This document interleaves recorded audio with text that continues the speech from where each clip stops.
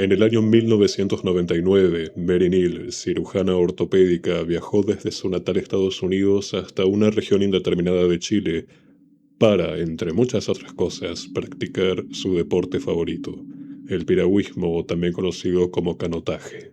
Mary estaba en el río junto con muchas otras personas y todo marchaba bien, cada uno iba navegando en su kayak, y considerando que el flujo de agua del río era mucho mayor del esperado, optaron por tomar un atajo un poco más tranquilo a fin de evitar una cascada que de verdad en ese estado era demasiado peligrosa.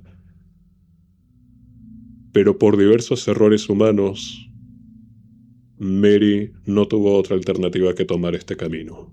Las cosas no salieron bien. No solo su kayak se dio vuelta, manteniéndola aplastada contra el lecho del río, sino que también la mantuvo sumergida en el agua durante muchísimo tiempo. Sus compañeros, que vieron absolutamente cómo pasaba todo esto, intentaron desesperadamente rescatarla, pero luego de los primeros 15 minutos, lo único que querían era al menos encontrar su cadáver. En un momento vieron emerger el chaleco salvavidas que instantes antes había portado Mary, y una de estas personas decidió lanzarse al agua para recuperarlo y así tener algo que entregarle al esposo de ella. Pero nada más hacerlo, sus pies chocaron con algo muy diferente a cualquiera de las piedras del río.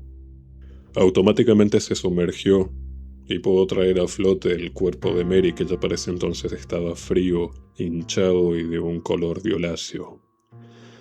No en vano, ya habían pasado más de 30 minutos desde el accidente. Aún así, y quizá desde la misma desesperación, intentaron reanimar este cuerpo. Le hicieron respiración boca a boca, reanimación cardiopulmonar, y contra todo pronóstico, Mary recuperó la conciencia. Tuvieron la fortuna de encontrar una ambulancia a unos kilómetros del lugar del accidente, pero aún así les tomó varias horas llegar al hospital, y las esperanzas de que Mary se recuperase eran mínimas. A decir verdad, ya estaríamos en el espectro negativo de las posibilidades. Había que evaluar muchas complicaciones.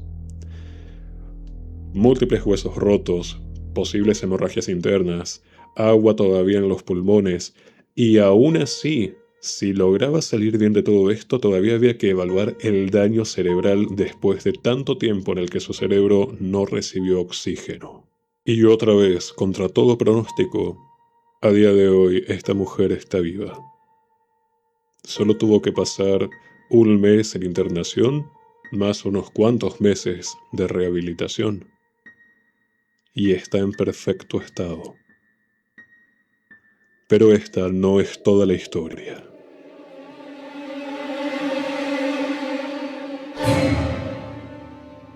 En el momento del accidente, Mary no sintió ni miedo ni pánico a pesar de estar yendo a una muerte directa, ni tampoco sintió dolor físico a pesar de todo lo que estaba atravesando en ese momento su organismo.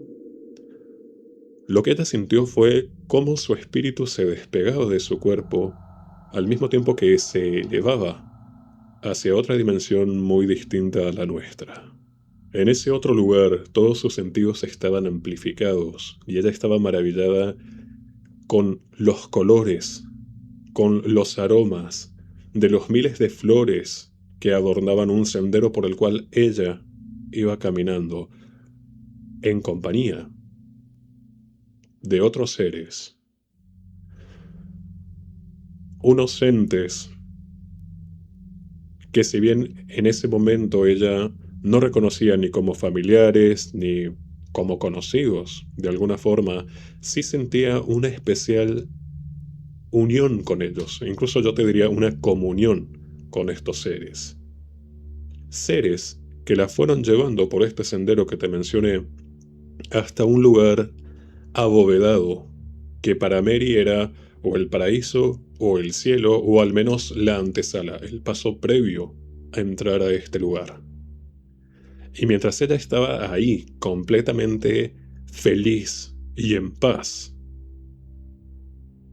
también podía ver la cascada del accidente. También podía ver su cuerpo sumergido bajo el agua. Podía mirar alrededor de su cuerpo físico.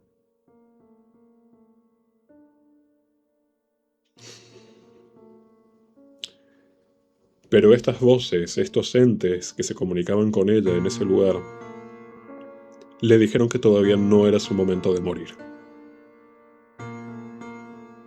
Y podés notar la tristeza en la voz y en la expresión de ella cuando cuenta esto, porque ella no quería volver.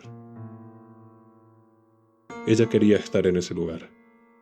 Y sin embargo, fue testigo de alguna forma de cómo la estaban reanimando y sintió que esta parte suya nuevamente era no atraída, sino obligada a regresar a su cuerpo físico. Y si te preguntas, ¿cómo es que sé todo esto? Es porque, si recordás, hace unos cuantos meses te dije que estuve mucho tiempo buscando nuevas series, documentales, etcétera, para traer al canal y analizarlos. Y me topé con este, que se llama Sobreviviendo a la muerte, que no da quizá para un análisis en la oscuridad, pero sí que funciona muy bien para que empecemos, finalmente hoy, a hablar sobre las experiencias cercanas a la muerte, o SM, de forma abreviada. Y mira, cómo de curiosa será la vida que en una venta ambulante encontré este librito pequeñito, escrito nada más y nada menos que por Douglas Scott Rogo. Que me preguntarás, ¿quién es ese señor? Bueno, era principalmente un periodista, pero también un investigador y un divulgador muy interesado en todos los asuntos de la parapsicología y que desgraciadamente, si no me equivoco, allá por el 1990 murió asesinado en extrañas circunstancias que a día de hoy siguen sin resolverse. Bueno, a cualquiera le puede pasar. El punto es que Scott dedicó gran parte de su vida a las casas encantadas, a investigar poltergeist, estuvo muy involucrado en círculos de parapsicología, tanto desde el punto más espiritual, si se quiere, como desde el punto más científico, pero una de las cosas que más le fascinaban era la vida después de la muerte. Y por consecuente, también las experiencias cercanas a la muerte y todo ese universo de posibilidades que, si considerábamos esto real, factible y verificable, pues muchas otras cosas también podían suceder y podíamos, desde su visión, empezar a entenderlas de otra forma. La existencia después de la muerte. Encuentros espontáneos, apariciones, evidencias de reencarnación, experiencias extracorporales y otras manifestaciones de supervivencia. ¿Se pueden demostrar científicamente? ¿Sobrevive la personalidad humana a la muerte del cuerpo? El autor de este libro ha comprendido en él todo su prestigio científico y hasta inesperados momentos de su vida. En pantalla y en la descripción de este video vas a encontrar otros datos más, porque esto es... Podemos decir que es una reliquia, sí. Mira que justo fue editado en 1990, en el año de su asesinato, aunque el original fue en 1986. Yo amaría ser esa clase de persona que ahora mismo traería de vuelta a la Ouija para intentar contactar a Scott y que nos cuente él mismo qué onda del otro lado. Pero no lo vamos a hacer, primero porque es un poco irrespetuoso y segundo porque uno tiene sus principios a pesar de todo. Pero si queremos empezar a entender qué fue lo que le pasó a Mary Neal, qué fue lo que vio, tenemos que empezar por la muerte, evidentemente. Una vez más acá nos hemos reunido para hablar de lo mismo, y te lo digo así porque si viste en su momento los primeros videos dedicados a la figura de la Santa Muerte, ya todo lo que voy a decir a continuación te lo sabrás de memoria. Pero el punto es que la muerte, a lo largo del mundo, y en el tiempo todo ha significado algo muy importante. Estamos hablando no solo a nivel espiritual, a nivel religioso, a nivel cultural. Si trazaras equivalencias en prácticamente todas las culturas, o en su inmensa mayoría, encontrarías que hay ritos funerarios parecidos, un tratamiento especial para con la muerte y para con los muertos, y eso sin olvidarnos de un detalle muy importante que es, como vimos también a lo largo de la historia de la Ouija y de esa rama, de esa vertiente del espiritismo, vamos a dejarlo ahí, como siempre hemos querido los vivos contactar con los muertos. La muerte puede ser entendida como un final de lo físico, pero no un final total. Evidentemente hay algo, llámalo esencia, llámalo ese auto de fondo, llámalo espíritu, llámalo alma, ponele el nombre que más se acomode a tu línea de pensamiento, pero hay algo que trasciende el mero acto de dejar un cuerpo putrefacto e inmóvil. Hay un algo más, como otro camión de fondo. Hablando de muerte, ¿no? ¿No me pueden hacer el favor desde el más allá y llevárselo? Hasta la mesa me está vibrando con ese camión de fondo. Claro, como para que después me tomen con seriedad, ¿no? Retomando por donde íbamos. Si hablamos de la muerte, nunca mejor dicho, desde la parapsicología, tenemos varias formas de intentar entenderla o de interpretarla.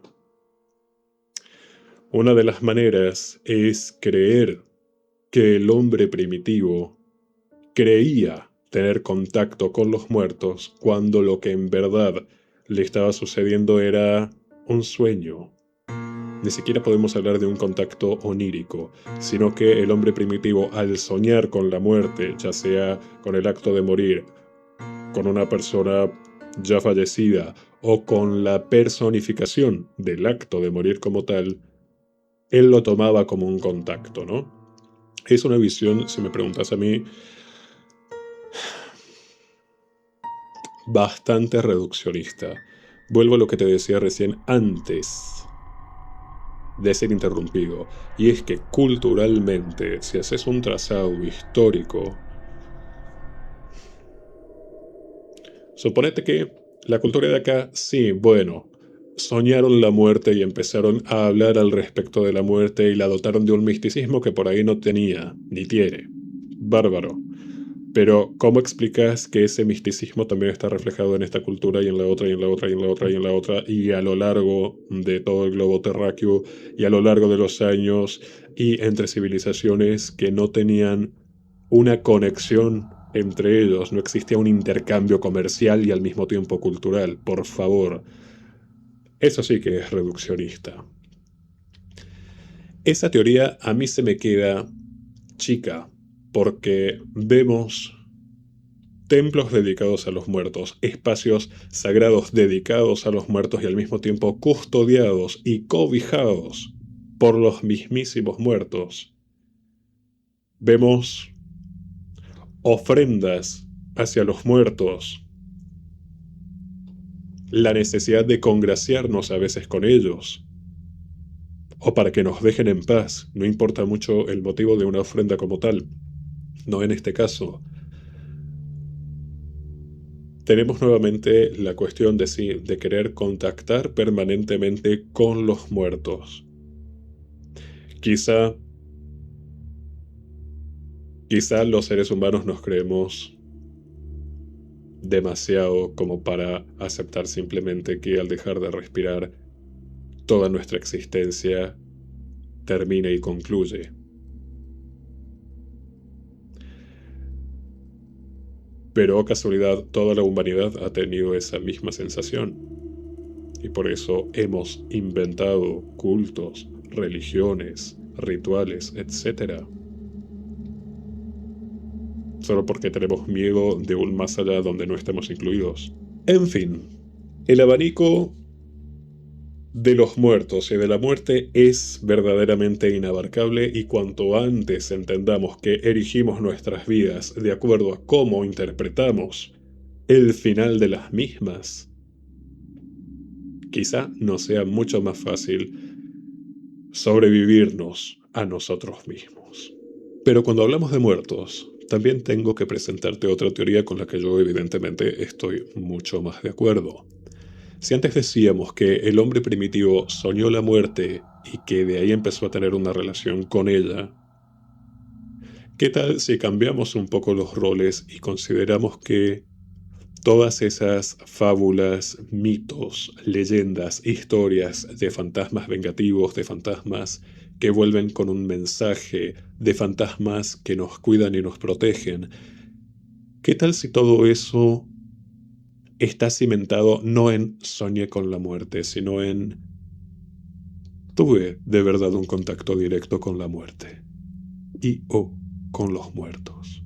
Quizá el hombre primitivo empezó a creer en la inmortalidad al tener un contacto directo con aquellos que, al menos el cuerpo físico, ya lo habían abandonado. Sin embargo, no podemos olvidarnos de parte de la realidad, por más de que sea una parte muy racionalizada. Pero médicamente, ¿qué es la muerte a nivel clínico? Simplemente cuando tu corazón y tus pulmones dejan de funcionar. Ahí para la medicina ya estás muerto. Aunque también tenemos la variante de muerte cerebral y encefálica, cuando tanto el cerebro como el tallo encefálico de golpe fallan rotunda e irreversiblemente.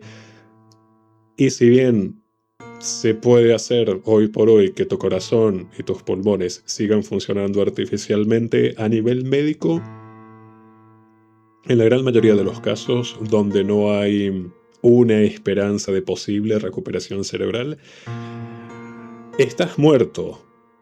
¿Estás viviendo? No. Tu cuerpo está sobreviviendo a través de una maquinaria especializada y diseñada para tal fin, pero la parte central no está reaccionando. Y si no va a reaccionar tampoco, ¿estás vivo realmente? Espero no ofender a nadie con este planteo. Si yo llego a estar en ese estado, tienen todos, se juntan mis 235 suscriptores, todos de la manito, y van y me desconectan. Por favor. Volvamos a la historia de Mary. Considera todo lo que te acabo de exponer.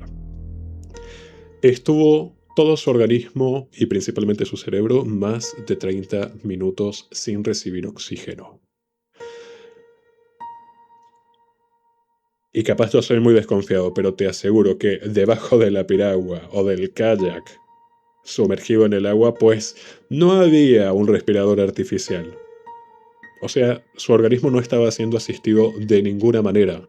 Y a nivel cerebral se considera que en pocos casos se puede sobrevivir.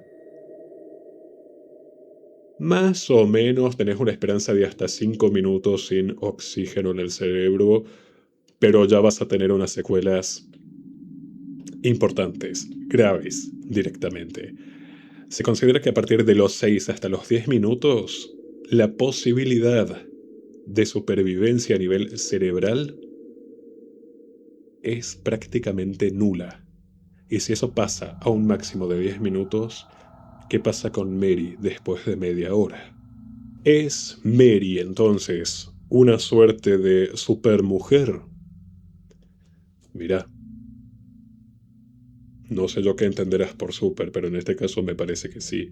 Su organismo todo estuvo muerto. Retomemos, muerte clínica. Sí, evidentemente no podés respirar abajo del agua. Muerte cerebral, por supuesto, al menos en lo técnico. Algo sucedió por lo cual ella pudo volver. Pero si volvemos a la segunda teoría que te mencioné recién, el contacto con lo inmaterial, ella lo tuvo. Ella estuvo con estos otros seres. Pero acá, más allá de cualquier componente espiritual que querramos poner en duda, vamos a apartar todo eso que no podemos demostrar hasta ahora y por ahora científicamente. Esta mujer estuvo muerta. Lisa y llanamente estuvo muerta. Explícame cómo, si somos tan cerebrocentristas y entendemos las funciones vitales a raíz del cerebro, cómo sin un cerebro en funcionamiento pudo vivir esta experiencia. ¿Cómo pudo recordarla si no estaba consciente? ¿Cómo pudo ella sentirse o verse o ser consciente de lo que pasaba alrededor de su cuerpo físico y al mismo tiempo estar en otro lugar si no tenía conciencia? Si su cerebro prácticamente, iba a decir prácticamente no, estuvo media hora muerto. ¿Cómo? ¿Será entonces que nos falta algo clave para entender la potencialidad humana y lo que podemos y no podemos hacer a través y sin un cuerpo? Si seguimos con esta línea de pensamiento, tanto el documental como este libro nos van a llevar por derroteros bastante interesantes y que sí tienen que ver con las experiencias cercanas a la muerte, como el contacto con los muertos, mediunidad, reencarnación y otra clase muy grande de experiencias, viajes astrales, proyecciones, etc. Son todos temas interesantísimos que en algún momento vamos a tocarlos con el rigor con el que se los puede tocar acá en un canal de YouTube. Pero, por lo pronto y por ahora, necesito que sigamos concentrados única y exclusivamente en las experiencias cercanas a la muerte.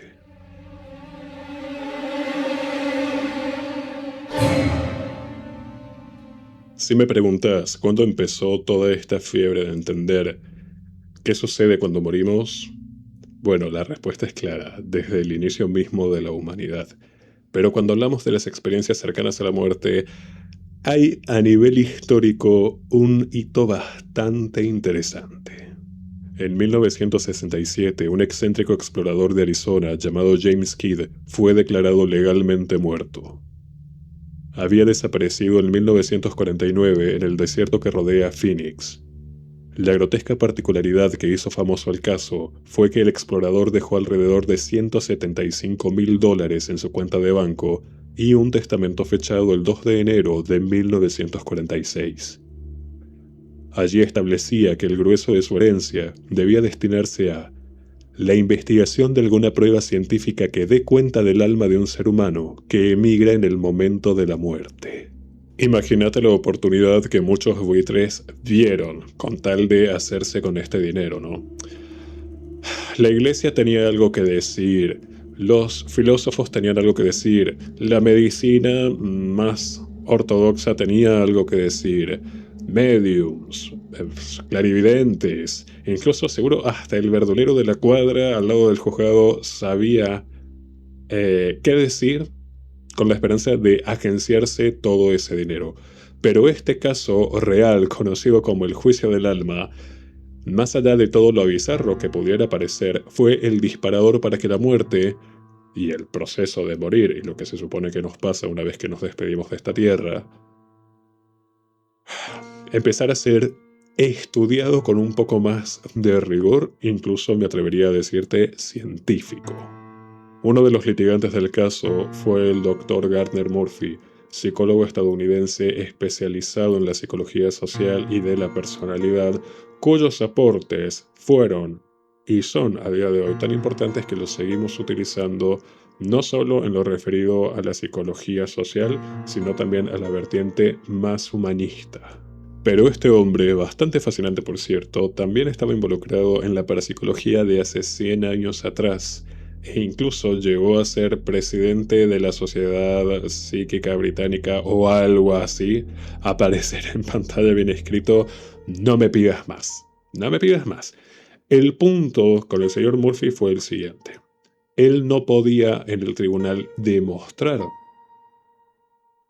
la existencia del alma humana que se desprende del cuerpo al momento de la muerte, pero lo que sí podía demostrar, o al menos hablar al respecto, era de las EFC, o las experiencias fuera del cuerpo, ya que él había documentado unas cuantas para ese entonces. Al preguntarle sobre las EFC, Murphy dijo: son experiencias que duran a menudo minutos, pero a veces horas, en que la persona en estado de sueño o comatoso aparece vagando fuera de su cuerpo, a veces a kilómetros de distancia, pudiendo mirar atrás y ver la casa donde yace su cuerpo. En algunas circunstancias, el individuo es incluso visto por otros, afuera. Si formás parte de este canal desde hace tiempo, sabrás que yo con este asuntito puntual tengo algunas experiencias. Pero ahí lo vamos a dejar. ¿Qué podría desencadenar esta clase de experiencias extracorporales? Porque, mira, te lo digo con toda la seriedad, entre un estado de sueño y un estado comatoso, sacando las pocas similitudes, hay un abismo interesante de diferencias y de factores y de situaciones orgánicas que entran en juego, si se me permite decirlo así. Entonces, ¿qué más hay? ¿Cómo podemos acceder a esta clase de experiencias? ¿Basta con sufrir un accidente? ¿Hay algún fármaco que pueda llevarnos hasta ese estado?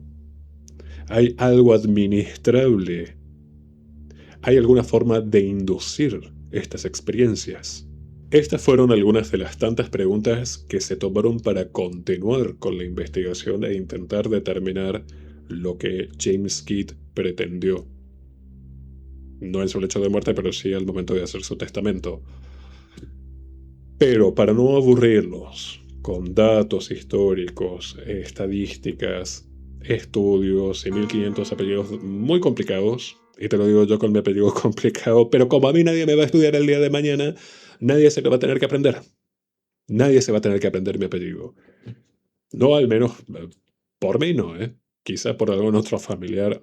Yo ahí me lavo las manos. Pero el punto es, contestándote de forma breve, sí. Un accidente puede ser la forma de acceder a estas experiencias fuera del cuerpo. El tema es que tanto las EFC como las SM tienen un motor de fondo, no tienen eso, pero sí tienen en común muchas cosas, porque en definitiva una experiencia cercana a la muerte la estás viviendo fuera de tu cuerpo. Si se entiende la ironía de decir viviendo cerca de la muerte, ¿no? Pero el punto es, en ambas podés ver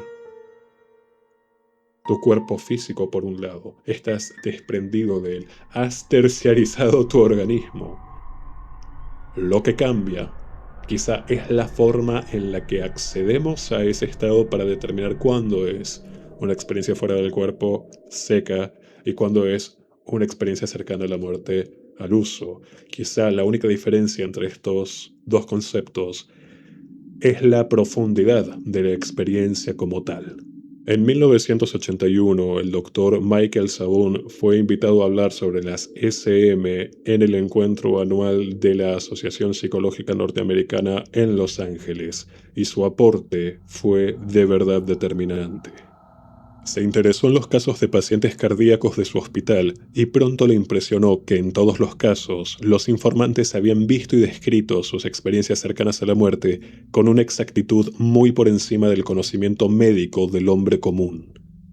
Uno de sus informes proviene de un sereno de 52 años de Florida que ingresó en enero de 1978 para someterse a una operación a corazón abierto. Perdió el conocimiento con la anestesia, pero afirmaba haberlo recobrado durante toda la operación. Estaba observando hacia abajo, desde unos 60 centímetros por sobre su cuerpo, de modo que pudo ver en detalle lo que sucedía. Era como si yo fuese otra persona en la sala, explicó. Vio cómo 2 doctores trabajaban en él y lo cosían al terminar, pero apreció detalles de la cirugía misma. Por ejemplo, cómo uno de los médicos le inyectaba una jeringa en el corazón en 2 oportunidades, una a cada lado del órgano. Supo que tenía la cabeza cubierta por una sábana, pero se asombró de la apariencia del corazón y de todos esos instrumentos clavados en los bordes de la herida. Me sorprendió que hubiese poca sangre. El corazón no era como lo imaginaba, sino más grande, aún después de que el doctor extrajo pequeños pedazos. La forma del corazón es parecida a la del continente africano. Quizá el mío tenga forma extraña. La superficie era rosa y amarilla. Pensé que el amarillo era el tejido adiposo o algo así. Una zona hacia la derecha o a la izquierda se veía más oscura que el resto. No era todo del mismo color. El hombre escuchó las órdenes y la discusión de los procedimientos. Supo que hablaban de un bypass y de una vena excesivamente hinchada. Vio cómo torcían su corazón para examinarlo más atentamente. Incluso notó que uno de los doctores calzaba zapatos de cuero, de calle, y que otro tenía un pequeño coágulo de sangre bajo una uña. Sabón quedó tan intrigado al escuchar estas precisiones que, para desenmarañar el caso, leyó luego el informe del cirujano. La descripción hecha por el paciente coincidía. Era sorprendentemente exacta. Se había utilizado un retractor de autorretención. Había habido un aneurisma que decoloró parte del corazón y el mismo había sido movido en cierto momento. La jeringa que el paciente describiera como insertada en su corazón había sido utilizada en 2 oportunidades para extraer aire del órgano. Sí, efectivamente lo que acabo de leerte es una experiencia asombrosa, pero también lo es cuando de golpe te despertas, te paras a un lado de tu cama y miras hacia ella y ahí sigue estando tu cuerpo tendido, durmiendo. En definitiva, las dos son experiencias por fuera del cuerpo. Lo curioso es que, al menos hasta ahora, y de forma confiable, no se conoce ninguna sustancia ni natural ni ningún medicamento sintético que pueda ser administrado para que la persona llegue a este estado de despegarse de su materia. Aunque, bueno, claro, quizás sí que pasa, pero está en la lista de los efectos secundarios, efectos adversos, como alucinaciones pesadillescas y muchas otras cosas más que puedes encontrar leyendo el prospecto de cualquier medicamento. Pero, muy probablemente, los límites del racionalismo irracional, que todo aquello que no encaja en el patrón establecido debe eliminarse, omitirse, destruirse o hacer de cuenta que no existe. Y resumirlo todo quizá eso. Un mero efecto secundario, qué sé yo, de un paracetamol, de un ibuprofeno, para no irnos a medicaciones mucho más complejas. Pero imagínate tú, guapa, te reto a que a partir de ahora leas todo lo que te tomes por orden médica, no a la automedicación, y vas a ver que quizá sí que existe una forma de llegar a este estado de forma no natural, pero controlable. No voy a mencionar nada respecto a ciertas fiestas médicas que se estuvieron haciendo en Argentina a principios de año y todo lo que sucedió después. Yo ahí no tuve nada que ver. Pero por algo al ser humano le encanta también llegar al punto de la muerte para volver de él. No lo sé. Yo acá simplemente estoy teorizando. Médicamente, ¿qué es lo que pasa cuando hablamos de estas experiencias cercanas a la muerte? Que es algo que no le sucede a todas las personas. No a todos los pacientes cardíacos les pasa, no a todas las personas que se han sometido a una intervención quirúrgica, ni de emergencia ni programada, les pasa. No a todas las personas que han sufrido un accidente que puso su vida al borde de la muerte, les pasa. Quizá de todas esas personas, solo entre el 20 y el 30% tienen una experiencia cercana a la muerte, siendo yo muy esperanzador con los números. Pero aún así, se han intentado hacer algunos estudios no del todo concluyentes, porque abren más incógnitas que las pocas certezas que nos dan. Porque no son pocos los casos de personas en una operación programada que han tenido una experiencia cercana a la muerte. Y como no son pocos los casos, Volvemos al tema del cerebro. Si se supone que el cerebro en ese momento está detenido, está en stand-by, no está. No está el cerebro como tal en funcionamiento, no hay una mente, no hay una conciencia, no hay un nada. Entonces lo que se empezó a hacer es, considerando ciertas operaciones riesgosas que podrían llevar al paciente a tener una de estas experiencias, bueno, no solo vamos a tener el controlador cardíaco y el oxímetro para detectar sus signos vitales, sino también un encefalograma constante. La neurología está aportando muchísimo a todo el tema de las experiencias cercanas a la muerte, porque se ha logrado determinar que las personas que las experimentan, en ese momento sus cerebros no tienen ningún impulso eléctrico. Insisto, no están funcionando. Esos electroencefalogramas son planos. Entonces, son situaciones donde no están los pulmones respirando, no está el corazón latiendo y no está el cerebro funcionando. ¿Cómo es que bajo toda esta premisa aún así podemos tener historias tan confirmables como la que te leí recién y como la que te voy a contar a continuación?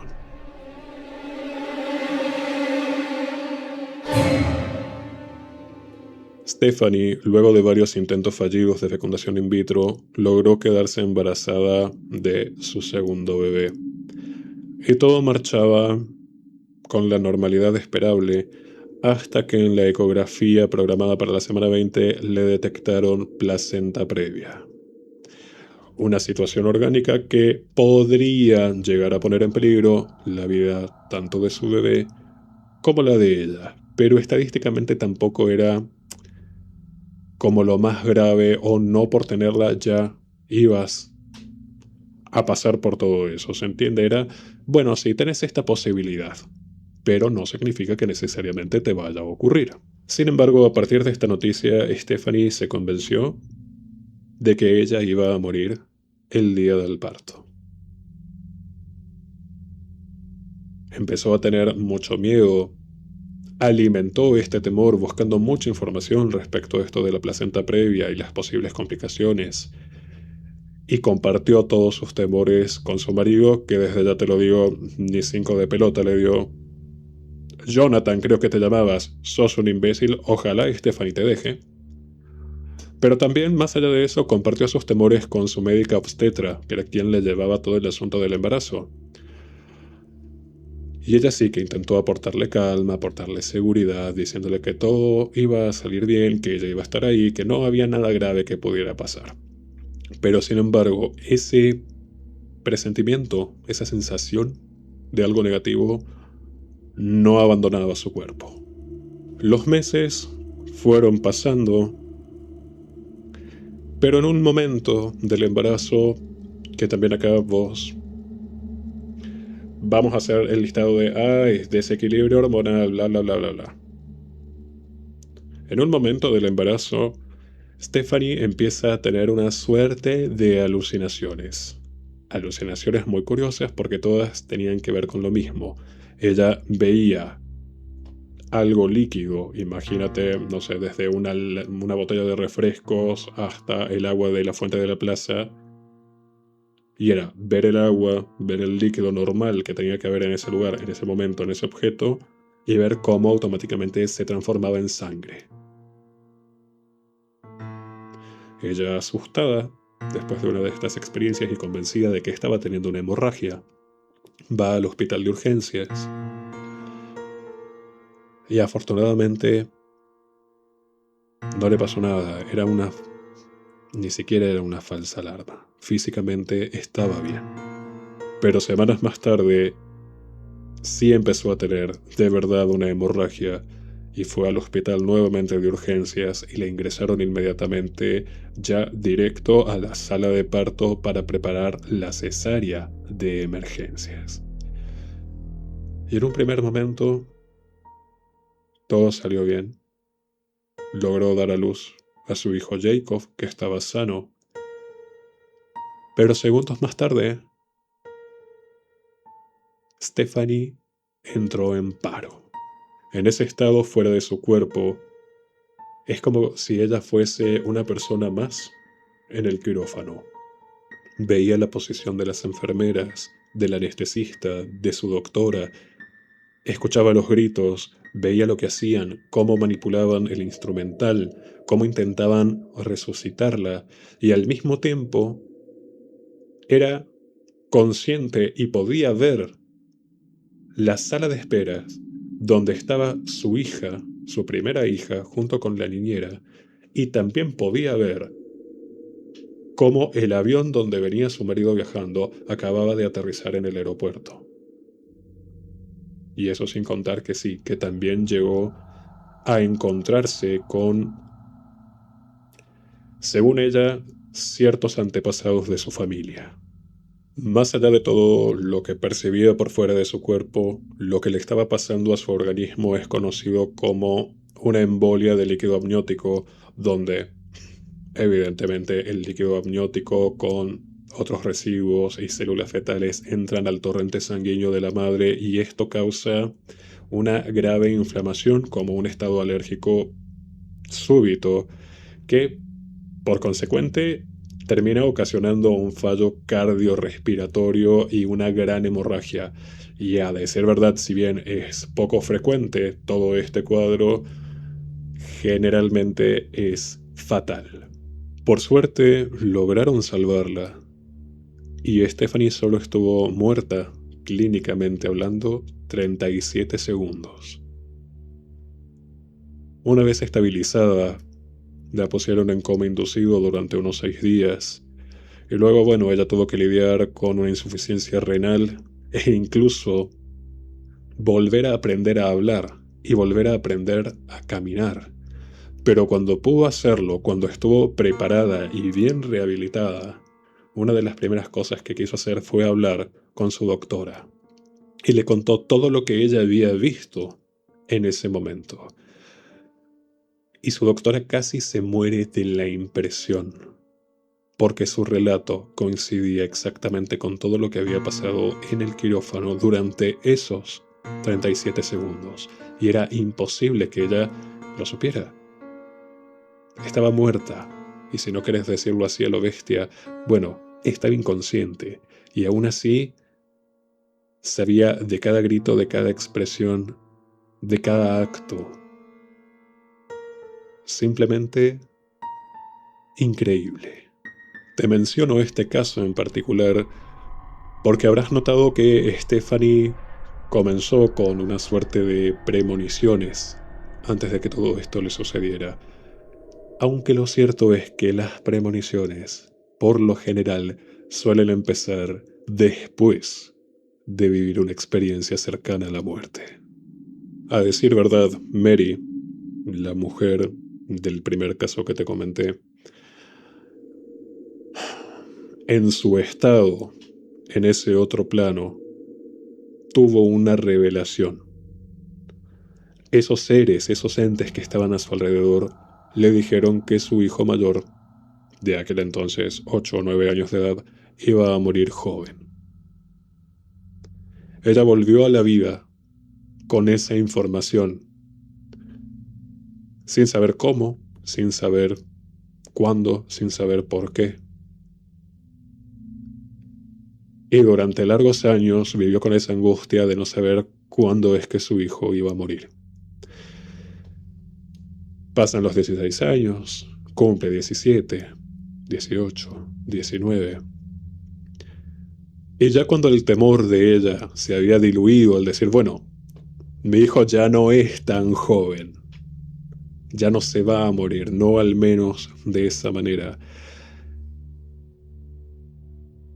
ella decide contarle esta premonición a su hijo.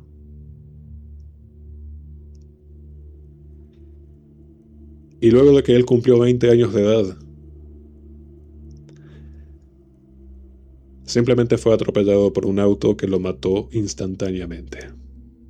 Todo lo que vimos en este video es apenas la punta del iceberg de las experiencias cercanas a la muerte, porque ojalá se limitara todo a estar al borde de la muerte y volver a la vida. pero muy pocas veces se habla de el impacto emocional que tiene para las personas que han vuelto, cómo sus vidas en todos sentidos se ven afectadas y qué otras cuestiones que antes no les sucedían les empiezan a suceder a raíz de esta experiencia. Y es que no todas las experiencias cercanas a la muerte son agradables y ves que el universo se abre entero para vos frente a tus ojos. No todas las experiencias son pacíficas y confortables y estás en un lugar donde se te brinda seguridad y contención y del cual incluso no querés irte. Hay experiencias que son desgarradoras, hay experiencias que son terribles. Y mientras algunos vuelven con, no sé si decirle consuelo, enseñanza, no sé, pero dicen, bueno, cuando me muera ya sé lo que hay, y me gusta, y que llegue cuando tenga que llegar, pero si quiere adelantarse un poco no hay ningún problema porque me encantó. Hay personas que vuelven de una experiencia cercana a la muerte con terror. Se levantan cada mañana el resto de su vida sin saber si ese es el último día que tienen antes de volver a un lugar que describen como infernal.